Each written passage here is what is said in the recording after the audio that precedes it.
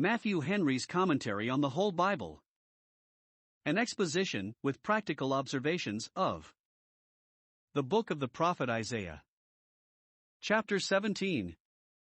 Syria and Ephraim were confederate against Judah, chapter 7 verses 1 and 2, and, they being so closely linked together in their counsels, this chapter, though it be entitled The Burden of Damascus, which was the head city of Syria, reads the doom of Israel too. 1. The destruction of the strong cities both of Syria and Israel is here foretold, verse 1 to 5, and verses 9 to 11. 2. In the midst of judgment mercy is remembered to Israel, and a gracious promise made that a remnant should be preserved from the calamities, and should get good by them, verses 6 to 8. 3. The overthrow of the Assyrian army before Jerusalem is pointed at, verses 12 to 14.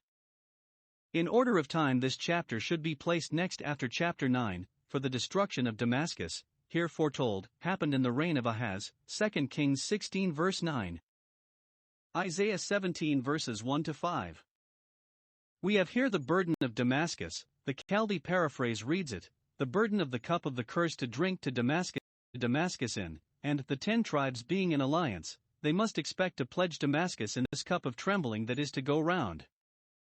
1. Damascus itself, the head city of Syria, must be destroyed. The houses, it is likely, will be burnt, as least the walls, and gates, and fortifications demolished, and the inhabitants carried away captive, so that for the present it is taken away from being a city, and is reduced not only to a village, but to a ruinous heap. Verse 1. Such desolating work as this does sin make with cities. 2. The country towns are abandoned by their inhabitants, frightened or forced away by the invaders. The cities of Aroer, a province of Syria so called, are forsaken. Verse 2. The conquered dare not dwell in them, and the conquerors have no occasion for them, nor did they seize them for want, but wantonness, so that the places which should be for men to live in are for flocks to lie down in, which they may do, and none will disturb nor dislodge them. Stately houses are converted into sheepcotes. It is strange that great conquerors should pride themselves in being common enemies to mankind. But, how unrighteous soever they are, God is righteous in causing those cities to spew out their inhabitants, who by their wickedness had made themselves vile. It is better that flocks should lie down there than that they should harbor such as are in open rebellion against God and virtue. 3. The strongholds of Israel, the kingdom of the 10 tribes, will be brought to ruin. The fortress shall cease from Ephraim, verse 3, that in Samaria, and all the rest. They had joined with Syria in invading Judah very unnaturally, and now those that had been partakers in sin should be made partakers in ruin, and justly. When the fortress shall cease from Ephraim, by which Israel will be weakened, the kingdom will cease from Damascus, by which Syria will be ruined. The Syrians were the ringleaders in that confederacy against Judah, and therefore they are punished first and sorest, and, because they boasted of their alliance with Israel, now that Israel is weakened they are upbraided with those boasts. The remnant of Syria shall be as the glory of the children of Israel. Those few that remain of the Syrians shall be in as mean and despicable a condition as the children of Israel are, and the glory of Israel shall be no relief or reputation to them. Sinful confederacies will be no strength, no stay, to the confederates when God's judgments come upon them. See here what the glory of Jacob is when God contends with him, and what little reason Syria will have to be proud of resembling the glory of Jacob. 1. It is wasted like a man in a consumption, verse 4. The glory of Jacob was their numbers, that they were as the sand of the sea for multitude, but this glory shall be made thin, when many are cut off, and few left. Then the fatness of their flesh, which was their pride and security, was lean, and the body of the people shall become a perfect skeleton, nothing but skin and bones. Israel died of a lingering disease. The kingdom of the 10 tribes wasted gradually. God was to them as a moth. Hosea 5 verse 12. Such is all the glory of this world, it soon withers, and is made thin, but thee is a far more exceeding and external weight of glory designed for the spiritual seed of Jacob, which is not subject to any such decay fatness of God's house, which will not wax lean. 2. It is all gathered and carried away by the Assyrian army, as the corn is carried out of the field by the husbandman, verse 5. The corn is the glory of the fields, Psalm 65 verse 13, but, when it is reaped and gone, where is the glory? The people had by their sins made sins made themselves ripe for ruin, and their glory was as quickly, as easily, as justly, and as irresistibly, cut down and taken away, as the corn is out of the field by the husbandman. God's judgments are compared to the thrusting in of the sickle when the harvest is ripe. Revelation 14 verse 15. And the victorious army, like the careful husbandman in the valley of Rephaim, where the corn was extraordinary, would not, if they could help it, leave an ear behind, would lose nothing that they could lay their hands on. Isaiah 17 verses 6-8. Mercy is here reserved, in a parenthesis, in the midst of judgment, for a remnant that should escape the common ruin of the kingdom of the 10 tribes. Though the Assyrians took all the care they could that none should slip out of their net, yet the meek of the earth were hidden in the day of the Lord's anger, and had their lives given them for a prey and made comfortable to them by their retirement to the land of Judah, where they had the liberty of God's courts. 1. They shall be but a small remnant, a very few, who shall be marked for preservation. Verse 6. Gleaning grapes shall be left in it. The body of the people were carried into captivity, but here and there one was left behind, perhaps one of two in a bed when the other was taken. Luke 17 verse 34. The most desolating judgments in this world are short of the last judgment, which shall be universal, and which none shall escape.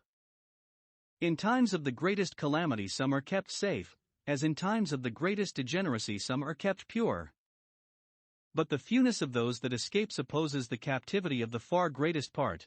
Those that are left are but like the poor remains of an olive tree when it has been carefully shaken by the owner. If there be 2 or 3 berries in the top of the uppermost bough, out of the reach of those that shook it, that is all. Such is the remnant according to the election of grace, very few in comparison with the multitudes that walk on in the broad way. 2. They shall be a sanctified remnant, verses 7 and 8.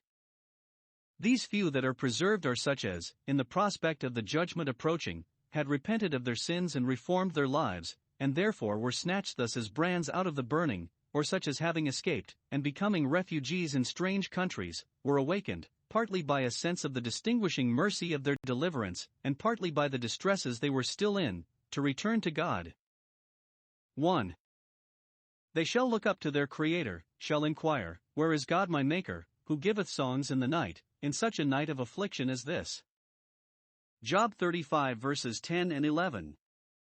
They shall acknowledge his hand in all the events concerning them, merciful and afflictive, and shall submit to his hand. They shall give him the glory due to his name, and be suitably affected with his providences. They shall expect relief and succor from him, and depend upon him to help them. Their eyes shall have respect to him, as the eyes of a servant to the hand of his master. Psalm 123 verse 2.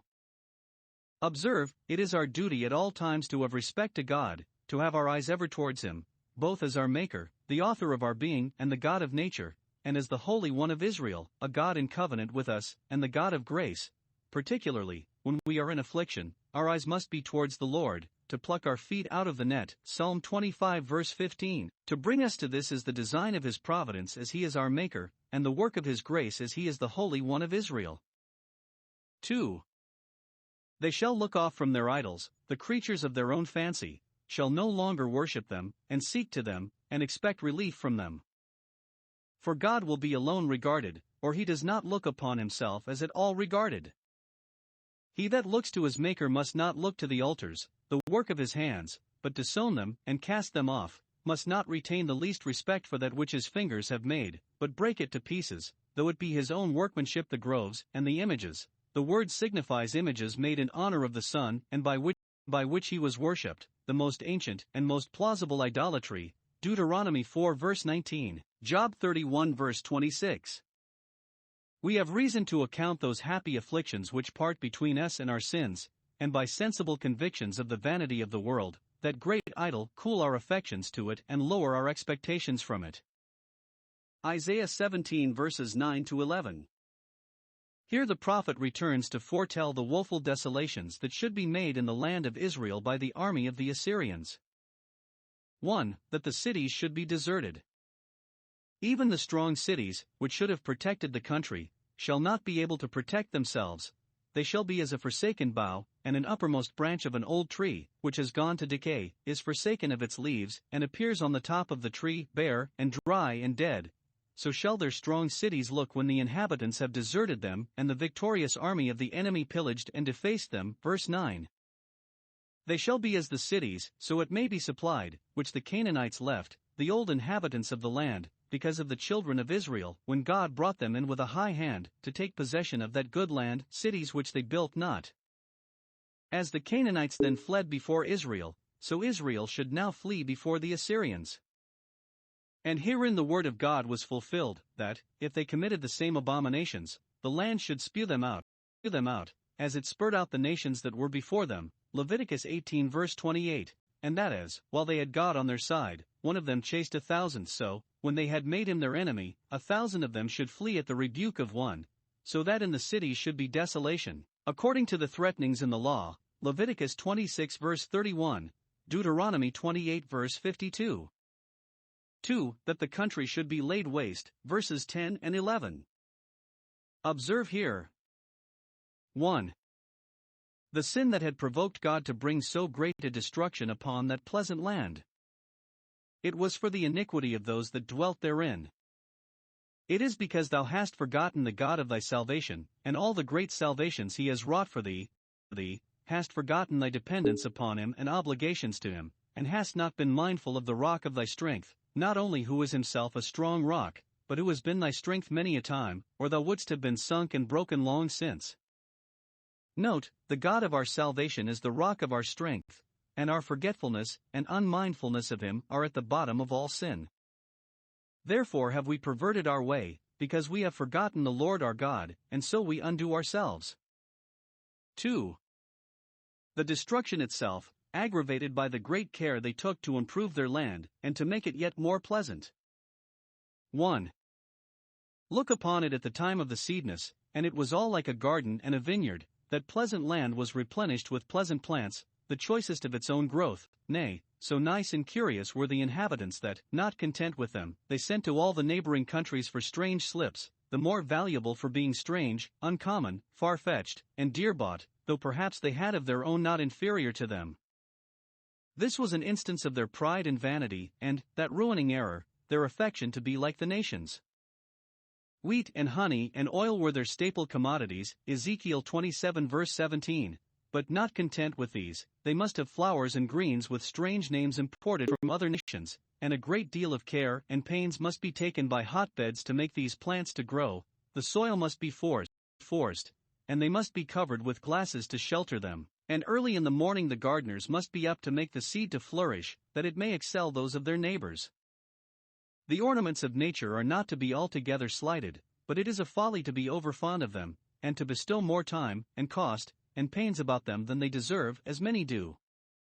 But here this instance seems to be put in general for their great industry in cultivating their ground, and their expectations from it accordingly. They doubt not, but their plants will grow and flourish.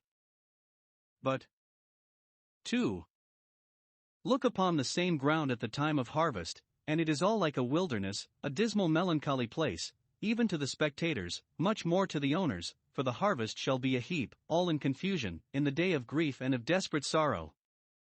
The harvest used to be a time of joy, of singing and shouting, chapter 16 verse 10, but this harvest the hungry eat up, Job 5 verse 5, which makes it a day of grief, and the more because the plants were pleasant and costly, verse 10, and their expectations proportionably raised. The harvest had sometimes been a day of grief, if the crop was thin, and the weather unseasonable, and yet in that case there was hope that the next would be better. But this shall be desperate sorrow, for they shall see not only this year's products carried off, but the property of the ground altered, and their conquerors lords of it. The margin reads it, the harvest shall be removed, into the enemy's country or camp, Deuteronomy 28 verse 33, in the day of inheritance, when thou thoughtest to inherit it, and there shall be deadly sorrow.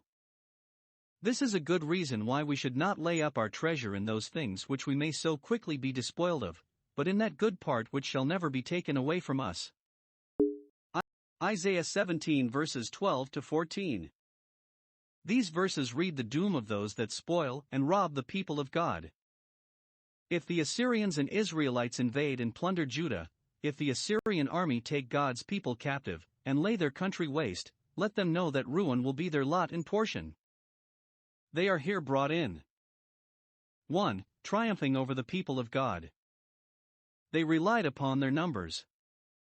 The Assyrian army was made up out of divers nations. It was the multitude of many people, verse 12, by which weight they hoped to carry the cause. They were very noisy, like the roaring of the seas. They talked big, hectored, and threatened to frighten God's people from resisting them, and all their allies from sending in to their aid. Sennacherib and Rabshakeh, in their speeches and letters, made a mighty noise to strike a terror upon Hezekiah and his people. The nations that followed them made a rushing like the rushing of many waters, and those mighty ones, that threatened to bear down all before them and carry away everything that stands in their way. The floods have lifted up their voice, have lifted up their waves, such is the tumult of the people, and the heathen, when they rage. Psalm 2 verse 1, 93:3. 2. Triumphed over by the judgments of God. They thought to carry their point by dint of noise, but woe to them, verse 12, for he shall rebuke them, that is, God shall, one whom they little think of, have no regard to, stand in no awe of. He shall give them a check with an invisible hand, and then they shall flee afar off.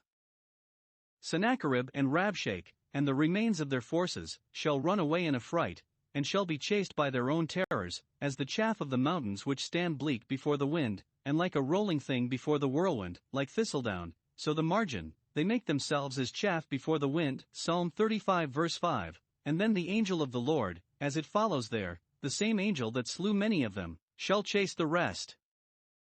God will make them like a wheel or rolling thing, and then persecute them with his tempest, and make them afraid with his storm. Psalm 83 verses 13 and 15.